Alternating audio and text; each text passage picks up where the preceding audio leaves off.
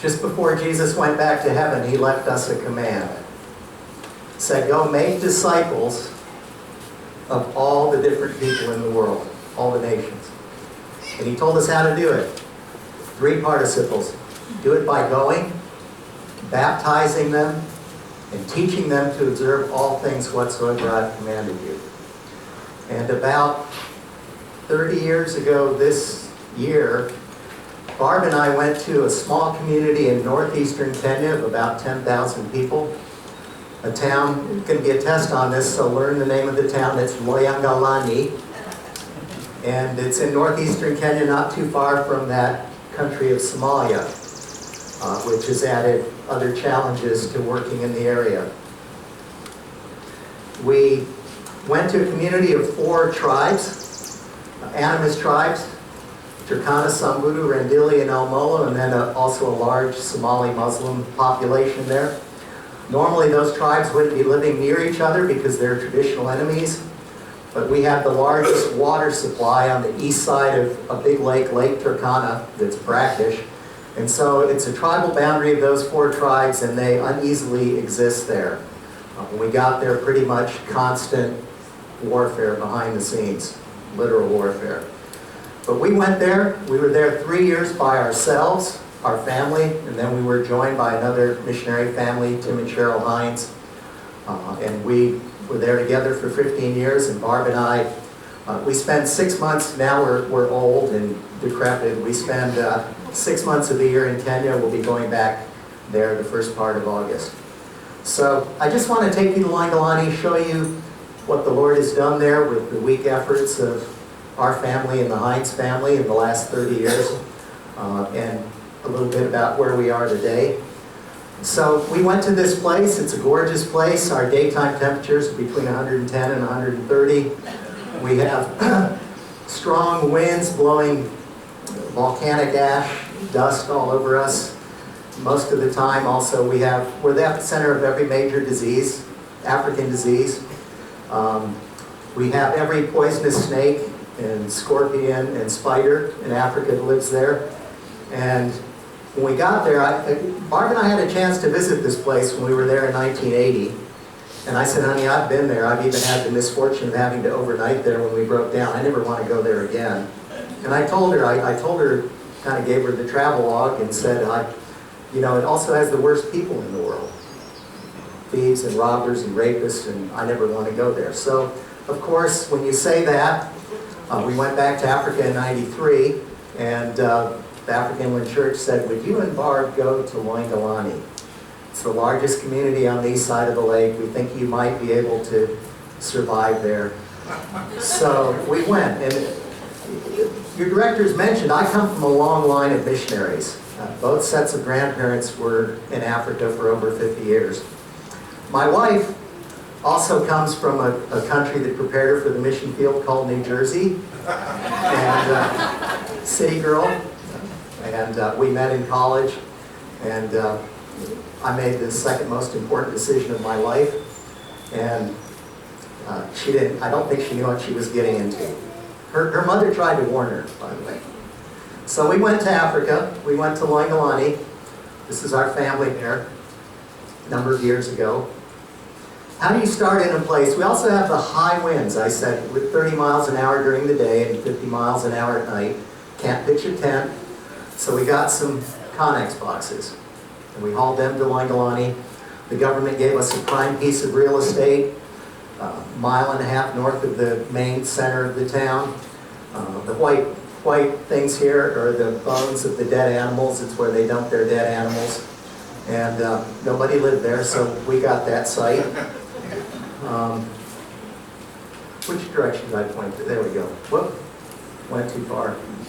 And I've been told that this one button shocks me immobile, so I'm careful not to push it. So this is our beginning with our 2 containers, working, getting a roof over, shower house, toilet. That was how we started. A few moments later, taken from the same site, you see that's the house there, tin house. This is our church. This is our Sunday school room, our original church, our guest house. We have staff houses here, children's home up this direction. Now we're two days drive from the capital city, where we get our groceries, our fuel, our hardware. And the roads aren't that great. If you don't want to go by road, you can go by air. It's 2.5 hours by air. This is our town.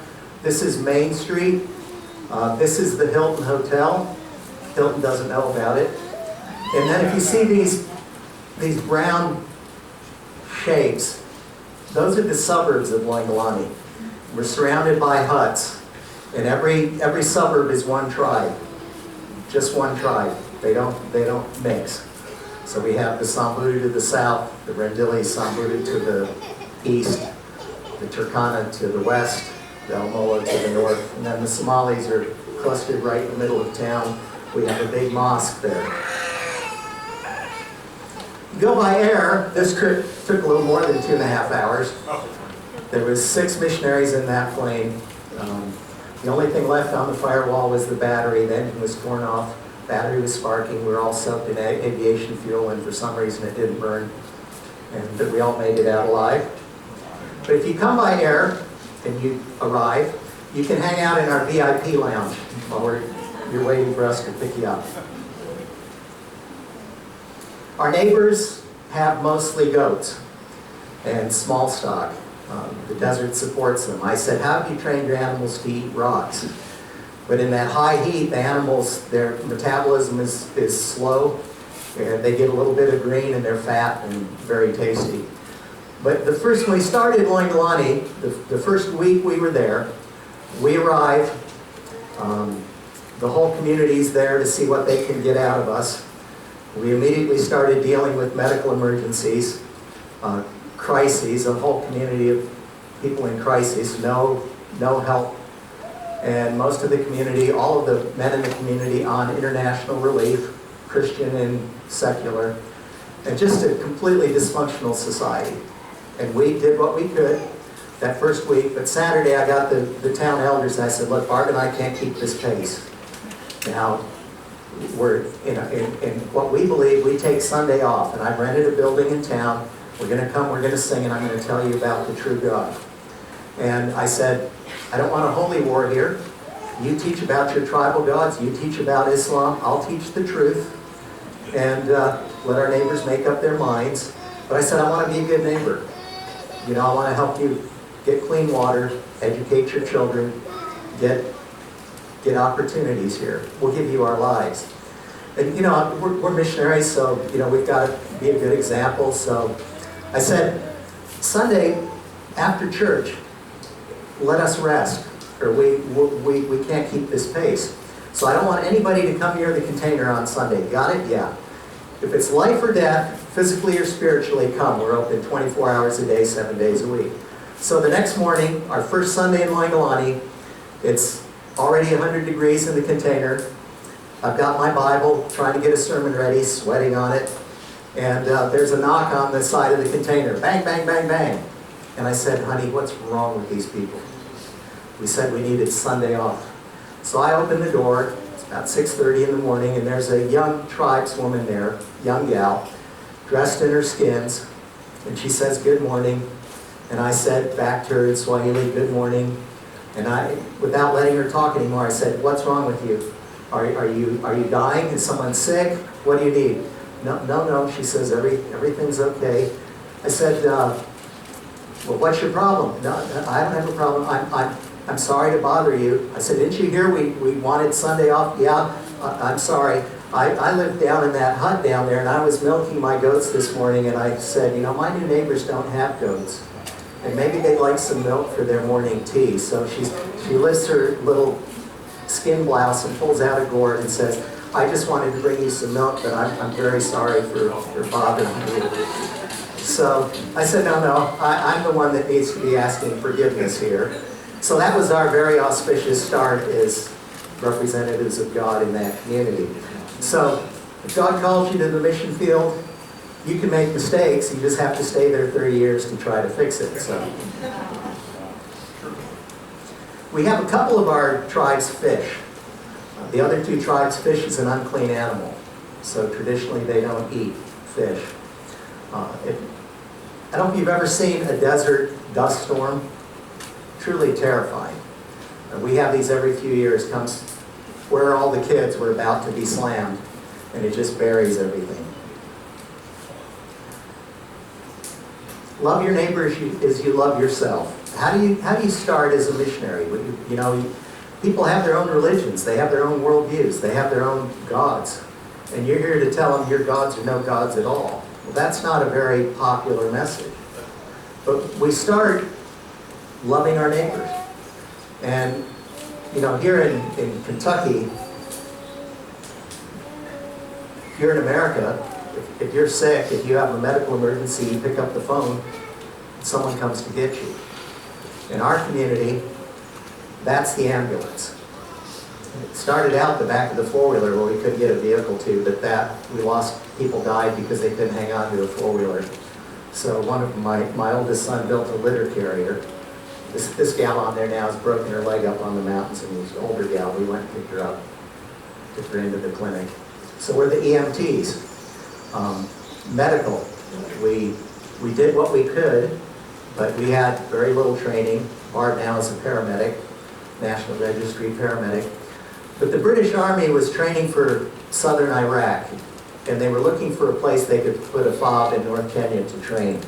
And we ran into them and we said, we'll have to ask the church and the government if we can provide that service.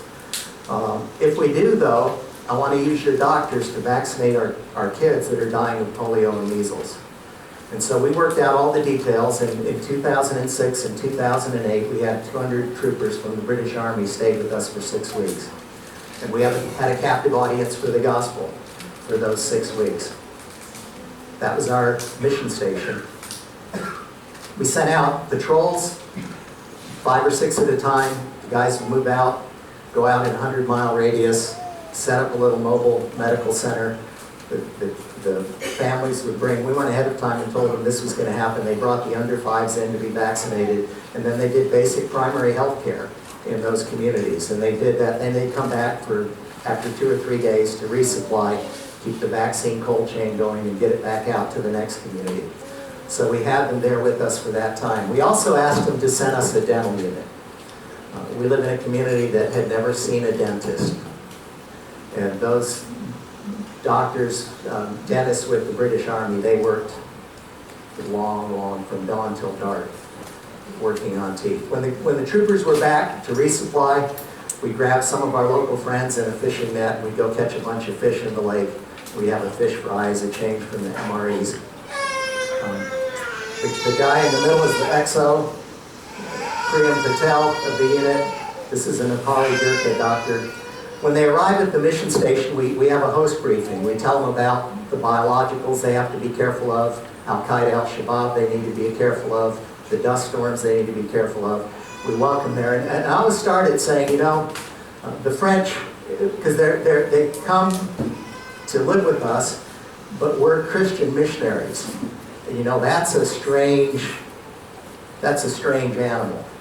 So they're very correct and very polite, but very kind of aloof. And so I start the host briefing and I say, guys, the French say there's 3 sexes, male, female, and clergy. America, we have 3 sexes too, male, female, mentally ill. But I said, we're not French. We're male and female. And we're here as Christian missionaries because we believe the Bible's true. We don't care what you believe, but if you think your beliefs are robust enough to handle a free marketplace of human ideas, come up to our house right up there when you're not on duty. We have the only cold water in 1,000 miles, and probably find something to eat instead of MREs. So we just had glorious times with these folks. When we got to Loingolani, as I said, everybody in the community is on international relief. Secular and Christian. Food trucks roll in. The grain, 85% of it's made into alcohol. It's the only community I've ever been in where by 10 o'clock in the morning the mothers, the women are drunk. And the kids are just fending for themselves. Their infant mortality rate, partly malnutrition, but mostly bad water, was like 50%. infant morbidity rates 90%. They didn't name their kids for the first year because they probably won't survive anyways.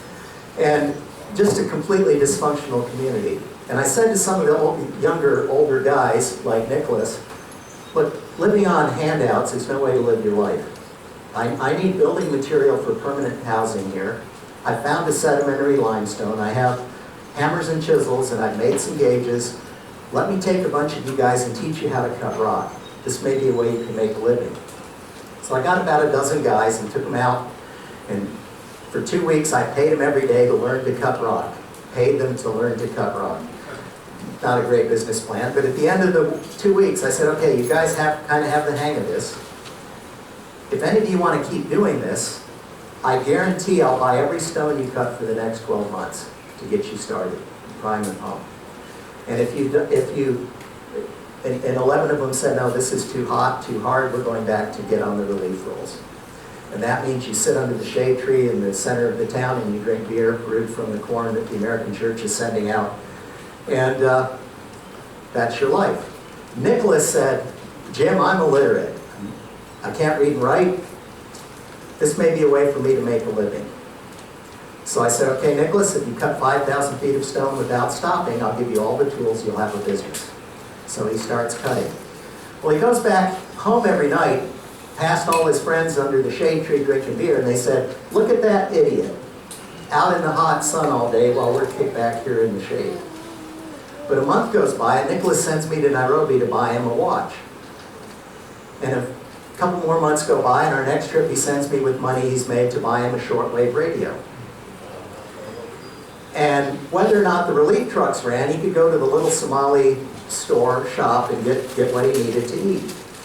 6 months goes by, and he's saved enough money now, he's negotiating to buy a wife.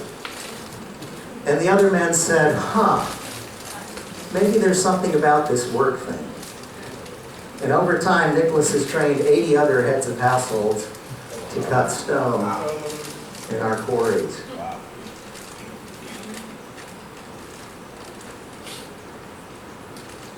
It's Nicholas and Fatuma, his wife. I'll tell you more about them tomorrow. Cool story. They have their own kids, and then they've taken in some of their extended family kids, orphan kids. Then we started building our house. And it took a very long time because we were working with men that didn't know which end of the shovel you held. And we worked with the guys I worked with the guy for a year or two. And if he's interested in sharp, we'll train him to do all the parts of construction. We have several of our guys have their own construction companies now. And the others just train them to be a mason, train them to be whatever. So that was sort of the laboratory in Loingolani for teaching the men how to build. We have the house looks huge. It's only 12 foot wide because when you're trying to catch any breeze, it's only one room wide. We sleep up on the upper level and live on the bottom level. And then we have a courtyard shaded. We live out there most of the day. But we had this group of trucks pull into the yard from a school from a Muslim community to the north of us. And I went down and welcomed them. And I said, what can I do for you? You here to see the lake or what? They said, no, we're here to show our kids a house where people live on top of other people. 2-story house. This is a field trip to see that house. I said, well, come on in, see the house. See, walk up top there and you're not going to fall on your friends underneath. It's reinforced concrete. And so they did. And then, we had cold drinks for them and invited them to church the next morning, and they all came. So that was interesting. We had a very small police post there, about a dozen officers, trying to keep a little bit of peace right in the community. Guys right out of police academy, they send them to an operational area where they know they're going to be shot at for further training, and the guys, most of them aren't married yet, good officers. And so we worked with the police. And the guys that aren't on duty would come down to the house every evening and PT with us. And again, we'd have another audience for the gospel. Adult literacy classes. We live in a community where none of the adults could read and write, so Barb and Cheryl started adult literacy classes. And then, again, in Kentucky, North Carolina, Appalachia, we are blessed with water. In Wangalani, we have these muddy springs in the palm groves. Everybody went to the bathroom there in the palm groves and then drank the water in the springs. And in 1997, we had heavy rains that plugged the spring outlets. And for the first time ever, I got a group of men to dig down to bedrock. And we found a little artesian spring, and I opened it up with a hammer and chisel and hit 250 gallons a minute. So we capped it, and I went to the U.S. ambassador. I was the embassy warden in charge of all the Americans in northeastern Kenya, keep track of them. And I said, I need $10,000 to buy water mains. And the ambassador gave me $14,000 out of his own pocket.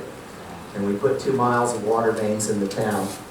And all the businesses and the mosque and the people with permanent houses, the wealthy people, paid for a connection, a maintenance fee, and put their feeder lines in.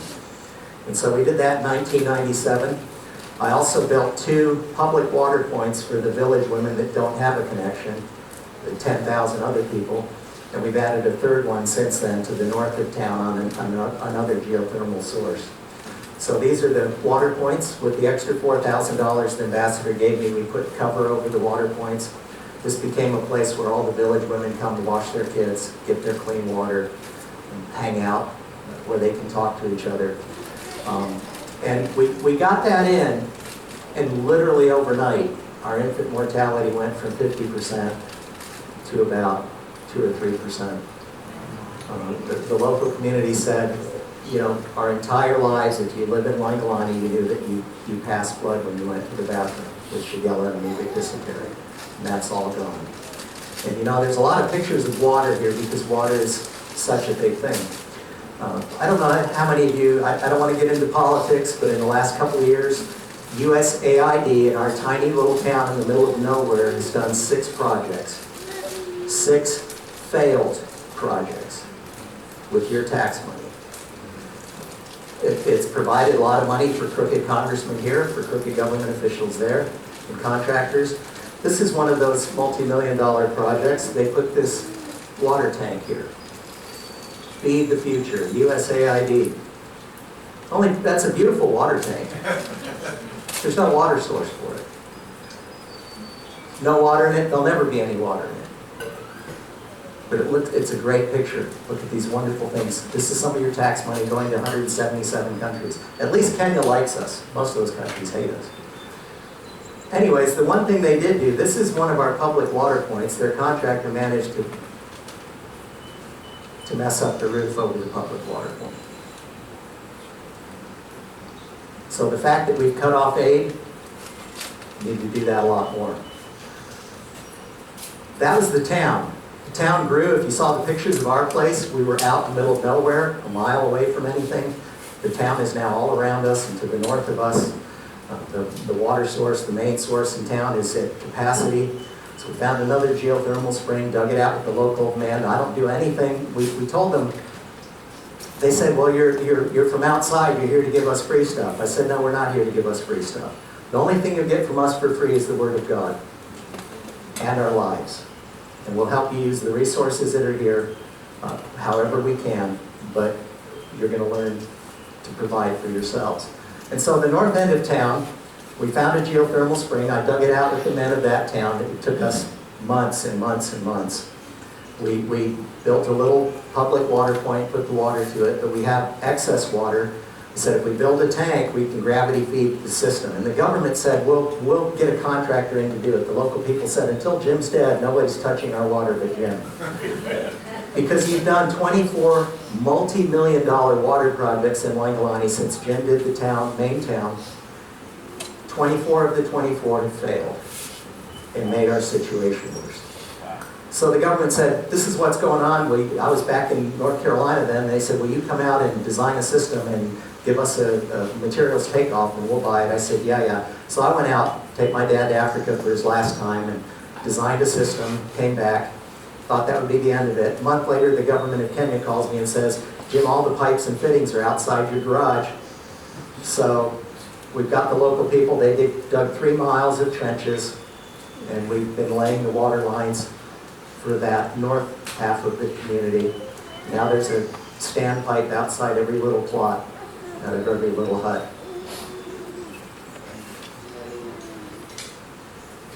We went to this community with the tribal fighting, all the diseases, lots of orphan kids, a lot of kids really living on the edge.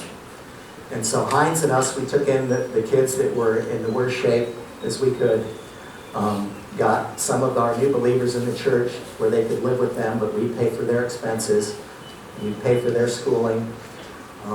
One of them, Benji, this guy right here, went through nurses training. He's the top midwife in the southern part of our area. Got 24 nurses working under him, taking care of the problem pregnancies. He's a Turkana, he married a Rendili gal, they're traditional enemies. And see, whenever you have multiculturalism, whenever you have diversity and proximity in the world, you have violence. That's why God deals with nations from Babel to Revelation. The only place you can bring diversity together in proximity is under the banner of Christ, in the church. Because we take all of our different cultures and we submit them to the authority of God's culture. And we abandon those that are in conflict with God's culture.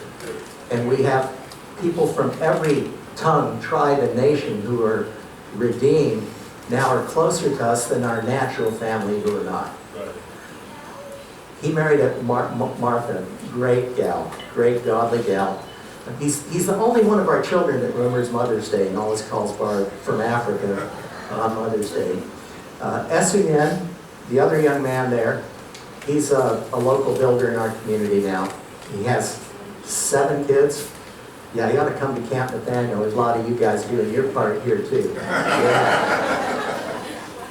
He's one of the deacons in our church. New deacons in the church. But there's a lot of orphans, and 2 missionary families can't take care of them all. So I went to the local leadership and I said, look, if I'm able to raise funds, what do you think about a children's home here? And the tribes people said, well, for boys and girls? And I said, yeah. And they said, well, how are you going to keep the girls from being sexually abused by the warriors? That's our tradition. I said, well, I've raised 2 girls in this community. No one touched them. And one of the guys said, yeah, that's Jim. They know if they laid a hand on your daughter, they would die. And I said, yeah. And I said, if we take these other girls in, we're going to treat them like our own daughters. And that's going to happen. And he said, yeah. He said, that'll work. He said, I don't think you have to shoot more than 1 or 2 of those warriors, and that'll be the end of it. I said, well, I'm willing. Now, that sounds crazy in America. This is that talk, but that's reality. And actually, some of that might not be bad here. Just saying. We have a lot of kids, so what do we do with them? But we had a problem. We don't have a water source for the church and the mission station. I'm hauling water in the truck from the main water plant. You can't have a children's home without water. We don't have any way to cook for the kids. There's no firewood. We're in a desert. To haul up gas or propane from Nairobi, you couldn't afford to run that. Especially because we don't want it to start anything that can't be sustained by the local church. So what do? So they said, well, we came back to the States and on furlough after 5 years and shared the need of a children's home. And one of our friends, his mother, got done speaking, and as I left the church, she passed me a check, and I didn't even look at it. And I opened it up, and it's for $220,000. And I said, Steve, is your mom senile, or is this check good? And he said, oh, it's good. And so I said, well, we're going to build the children's home even though we don't have water and energy, and we're going to just trust it because I'm a builder, and I don't know the next generation is going to have that skill set. Let's get the heavy lifting done. So we started building the children's home. We built 2 dorms there.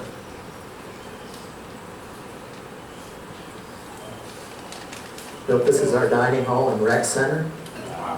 Got a dining hall down this side, kitchen across the back and storerooms, and then a big courtyard for volleyball and basketball and covered shade. It's the only way you can play ball games in that wind is if it's inside. So that's our open top gym there for the children's home. And then we started looking for a water source. And we found it's not geothermal like the town source is. This is a tiny little cold spring trickle.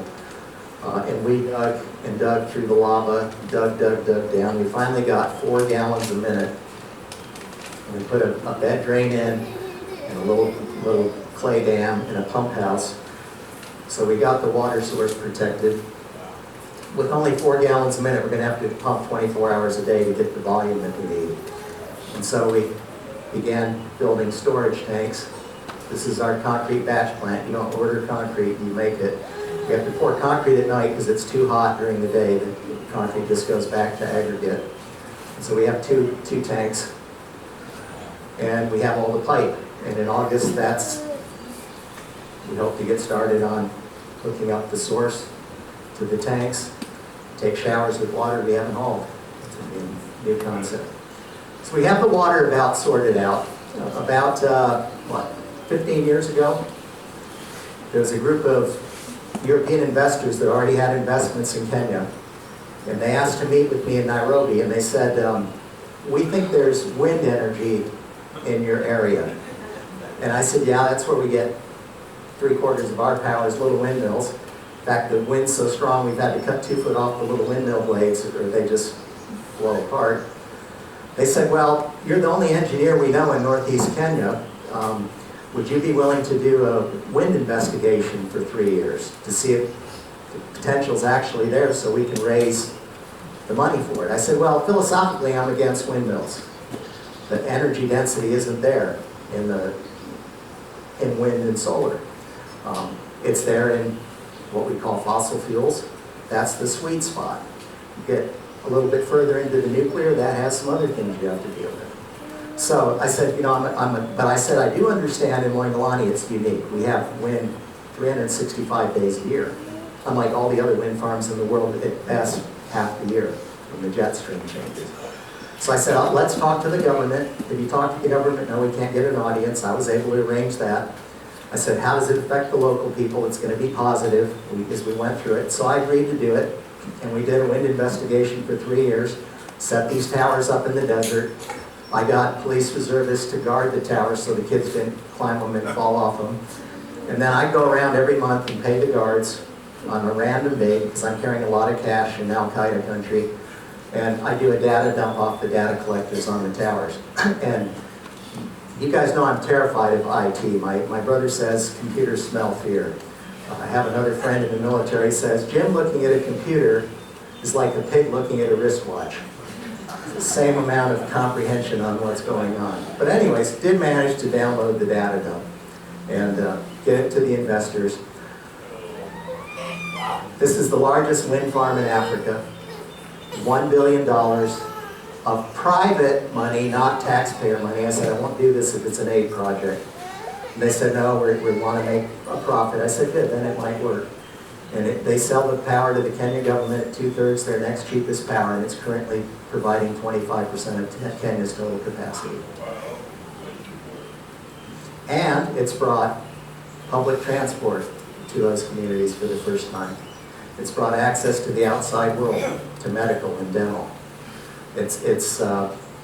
We see the obvious health improvement in our neighbors. Provided jobs for the men in the local community.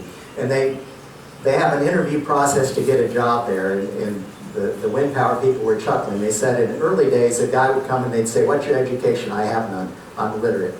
Well, where have you worked?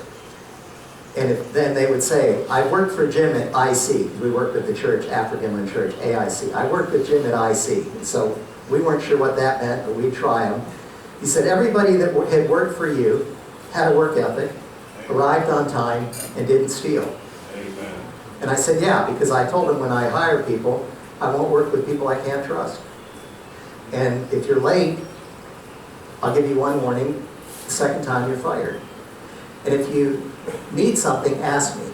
But if you steal so much as a brad to fix your shoe, you'll never work here again. And when you come to work, come with your brain. And when we start, we're working hard. Well, they've developed a work ethic. So now all those guys that used to work for me work for the wind power and have a great job. And they're putting the transmission poles in town now, so the power to run our children's home is almost there. 2022, we had a earthquake in January. Came through the mission station. By God's grace, it didn't hit the church, didn't hit the children's home building. It nailed Jim and Barb's house. And so we have lots of cracks. So far, the slabs are maintaining their structural integrity. And the house where people live above other people still hasn't fallen down.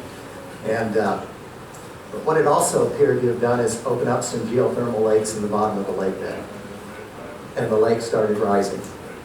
And it's like it's never been seen in history since it was first discovered by the outside world in 1888. Flooded communities, flooded schools. This is a girls' dorm. Flooded the roads. And our road goes out, Langalani goes about 15 miles on the lakeshore with big mountains to the east. And it kind of went along kind of the beach. Well, the lake has coming up over different parts of the road, and people have driven around, made detours, but they came up, it rose up against the side of the mountainous area and cut off the town from the outside world.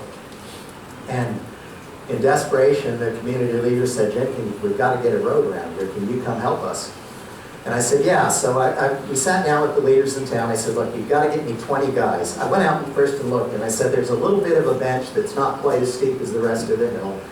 And I think if we move all the volcanic big rocks off that area, I think I could get my little backhoe up there and dig us a road." But I said, "I need 20 guys to move rocks for a mile." And so they got the young guys there, and I said, "This is what I need." And I said, "You know, we used to maintain this road by hand. We had an old Turkana man and his friends that when the road got impassable, they'd take crowbars and shovels and they'd fill in the bigger holes and they'd make it so you could get through again." And he was called Sergeant Molo. They gave him that honorific title. And he didn't want money to do the road. He wanted sugar and chewing tobacco. So the community would take up a collection to buy sugar and chewing tobacco, and he and his 20 friends would fix the road.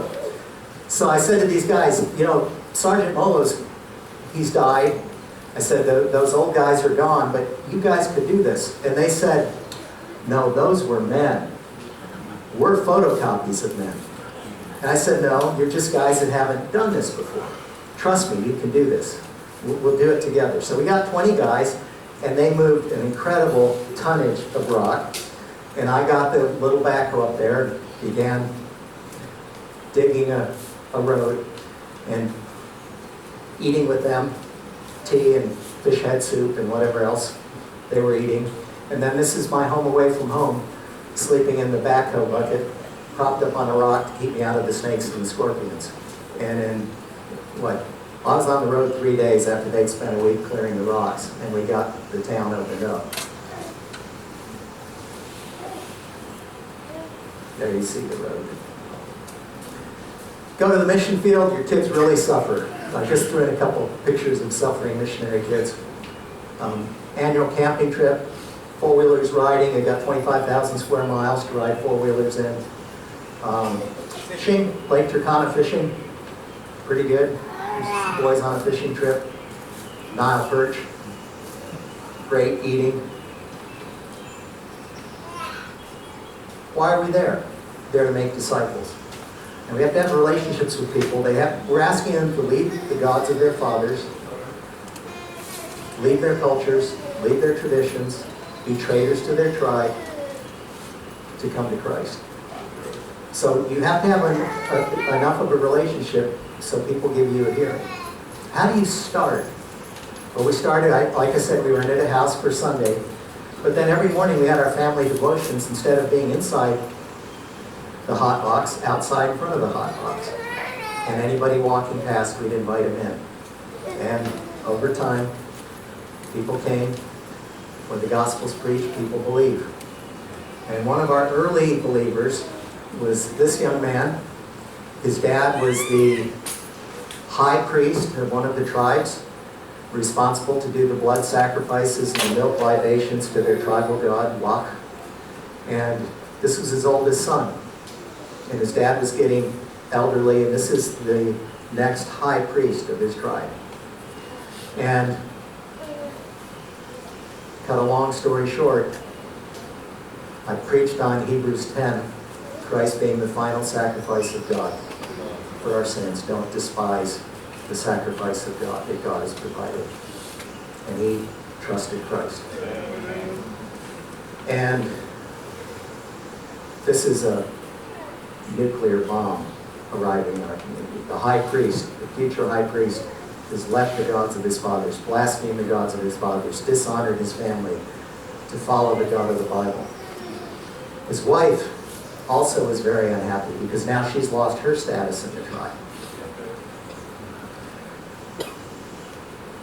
We have a Christmas party every year with tea and donuts that we invite anybody in the community pretty much that has walked past the church during the previous 12 months. So it's a mob scene. That next year at Christmas, his wife got up and said, "Jim, I need to say something." Now that on itself, women don't talk in mixed company in that culture.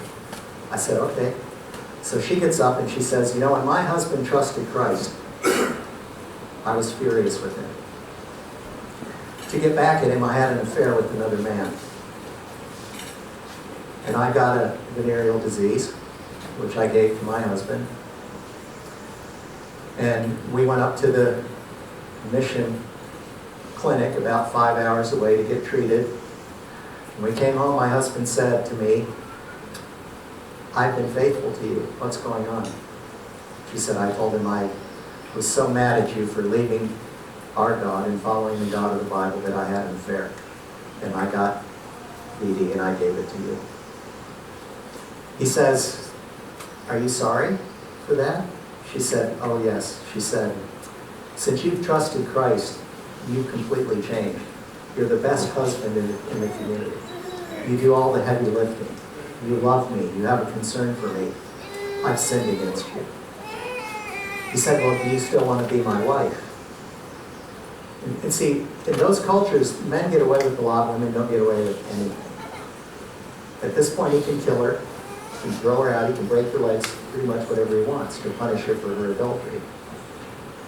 She says, if it was possible to remain your wife, I would like that more than anything in the world. And he says, God has forgiven me of so much in Christ. To forgive you of adultery is a very small thing. And she said, because of the love of my husband to me, which he attributed to God's love for him, I had to examine the claims of Christ and I've become a follower of Christ. This is our morning devotions. We continue to have Bible study every morning if anybody's in the area. We have Sunday school, Sunday morning. Go. Go to the people God's called you to reach. Baptize them. Okay. I think in America we kind of lose the weight of that. When these people follow Christ publicly, they're outcasts. We also baptize them in the name of the triune God, Father, Son, and Holy Spirit. Allah is not the God of the Bible, not the same God. He is the God of gods, the King of kings, the Lord of lords. The others are no gods at all. Baptize them into identity with the triune God and then with the Church of God. When they're baptized, they lose their families. Missionaries better be there. Be their family. You don't birth a baby and walk away. Men have to be there. Missionaries have to be there for their new brothers. And then finally, that great third participle of the Great Commission. Teach them to observe all things whatsoever I have commanded you. You're doing it like you do here. Like we were all discipled. But first you have to learn the language, and you have to learn how people are thinking and how to connect. How long does it take to carefully and systematically teach someone the Word of God? We also have another challenge in Loingwani. How do you fellowship together, church, when it's 120 degrees in the sun? So we built a big church, and our local churchmen cut stone for 10 years. And then we buy a little cement and we work at it, and this is our new church building. A little different architecture than here. You'll notice the gun ports on top of our campanile, steel shutters and doors. Again, our neighbors to the east like to come in and roll hand grenades down the aisles of churches and then come in with AKs and finish up. That happens. It sometimes makes the news in America. Often it doesn't. So that's one of the challenges we have as a church family. Not just the Muslim believers, former Muslim believers, but the Christians. We all have prices on our heads because of the country to the east of us run by the religion of peace. And if you've read the Quran, it's incompatible with our faith and our American culture. So that's our church. Interesting thing about the church is this community just below the mission station, and it's big now, it's both sides of the river, I just don't have a new picture.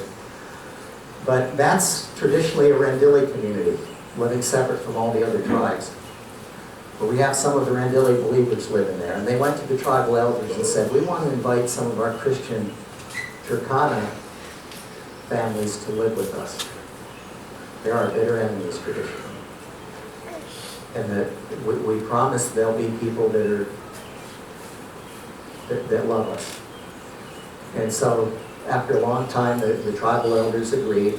Now we have an integrated community, which is unheard of, where the Christians are trying to break that cycle of killing and revenge that's been going on forever between the tribes. These are almost all the baptized believers in our church in Wangalani. I'm running out of time. Barb and I didn't think we would live long enough to see the next generation of believers in Wangalani. But God has very graciously allowed us to see the children of our early believers. And this is, I showed you a picture of the next high priest. That's his daughter and her believing husband. And when he and his family came to negotiate the bride price, they said to her dad, what do you want for this gorgeous, well-educated girl? He said, his mother and I prayed that she'd meet a godly man, and God's answered our prayers. You can have her. And she's in love with your son, and you're welcome. And then he says, however, she has an uncle, and he loves goat meat. So if you would give her uncle a fat goat to eat, we would appreciate that.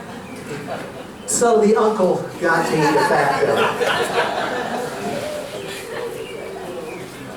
Now, you're at camp, we have camp. When we get out there in August, we're having a youth camp. Now, it's older kids, high school, college age kids. But this is up at the dining hall. Volleyball, red hot poker. Then they do Sunday's church service. This is Even the snake peering out in the garden. Really a great bunch of young people. We've got about 40 of the next generation following Christ. Got a Facebook group that hold each other accountable. We have a young man we're supporting to become an electrician. But just some great young people. We have a village, it's about an hour and a half by four-wheeler to the east of us. And we came out of church one Sunday, and a well-dressed Kenyan I hadn't met before said, I need to talk to the leadership of the church. I said, well, the men are meeting tomorrow night if you can make it. And he came, and we said, what can we do for you? He said, well, I'm from a village about 600 people. I'm the new government-employed primary school teacher. And the elders of that village have been watching what's happening with the families in this church in Wangalani. And they've asked me to come ask you if there's anyone from this church will come teach them about the God of the Bible. And so when we have someone to cover the service in Wangalani, we go up there on a four-wheeler. This is the village.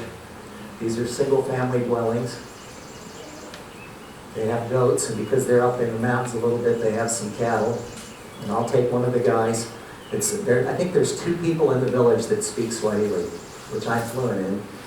But it's a pure Samburu village, which I'm not fluent in. I have conversational Samburu, but I can't preach and teach in Samburu.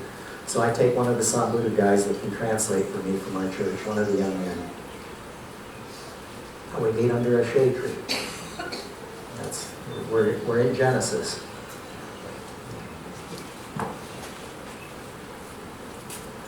And we had my nephew from North Carolina is in his 20s, and he wanted to visit the mission field. I think God is calling him to the mission field.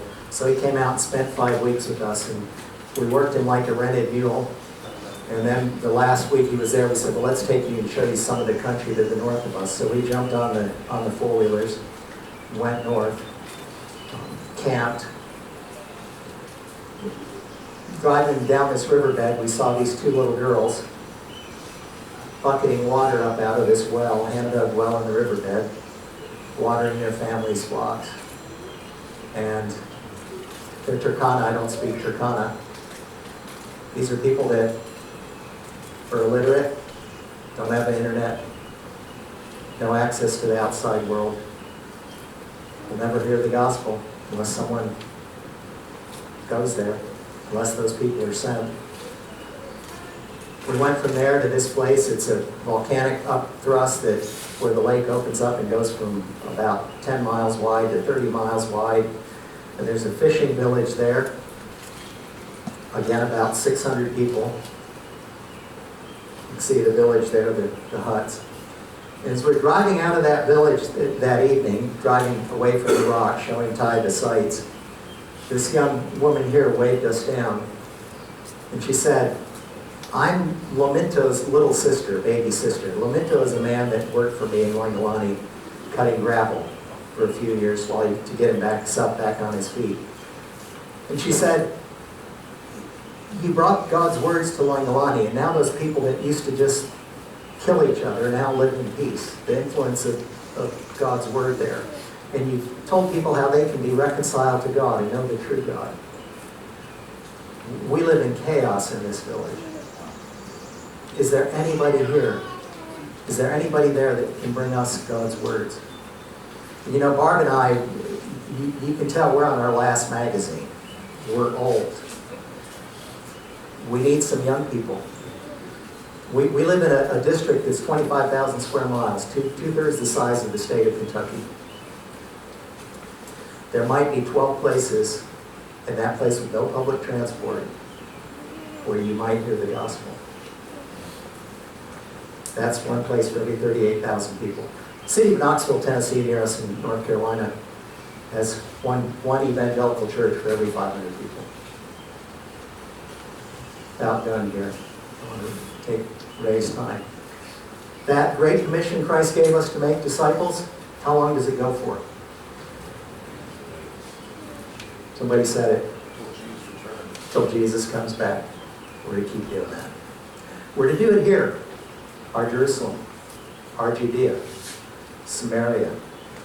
We're also to see, God, what part would you have us play to take that to the nations at the end of the earth? Thank you very much.